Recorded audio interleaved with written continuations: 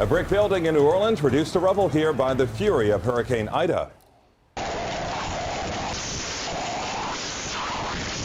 is some dramatic video of Ida's eye wall roaring ashore in Port Fourchon, and you can see the waves battering this pier. And take a listen there. You can also hear Ida's ferocious winds as the storm surge pushes ashore in St. Bernard. And we have live team coverage for you with the rescues happening right now. And we also have reaction from the White House and the latest information on Ida. But we begin with our Roy Ramos live now on the ground for us in New Orleans. Roy. Calvin and Nicole, and the destruction is widespread. Just about every street you drive down, you will see downed trees, damaged vehicles, damaged homes, damaged businesses. A lot of the residents we spoke with were anticipating that this would be a storm that would have a lot of rain causing flooding. And while Hurricane Ida did have some of that, it was the high winds that really packed a punch. Take a look at the result here, bringing down this brick building, unfortunately on top of the vehicle that you're looking at right there. I spoke to the owner of that car. She tells me she arrived to this area to try to get away from the storm, to find a place safe to ride out that storm. When she walked out of her hotel room, this is what she saw.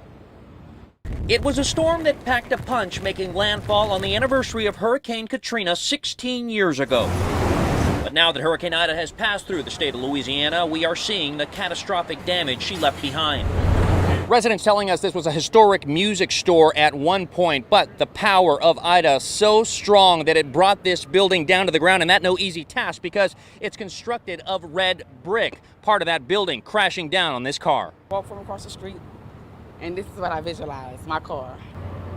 It's gone.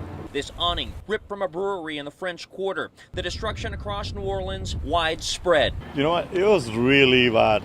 I mean, I've been here for 21 years, and it felt different. Lakeview resident EMILIO PERELTA staying in a hotel to ride out the storm Saturday night, but even there, he was worried for his safety. You felt the building shaking. I mean, it was really, really strong. For visitors like DONNA ADDERLEY, who arrived in New Orleans to celebrate her birthday, this was not the weekend she expected.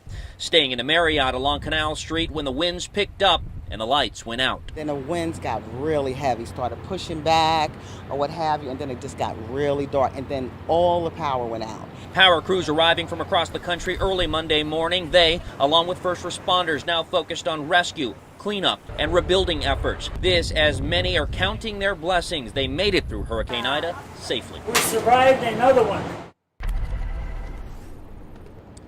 And as we come back out live to that damaged vehicle, I can tell you that fortunately no one was hurt in any of this. In fact, that building was vacant at the time that it did collapse. In the meantime, urban search and rescue teams now working on cleanup and rescue missions throughout this entire area. As for when the power will be restored, well, power officials tell me that they will first have to assess the damage, and we're told that they are partially doing that with drones. Only then can they begin restoring the power. Nicole, Calvin. As you talk about assessing the damage, what about the businesses as you drive around and assess the damage that's happening in the Crescent City there?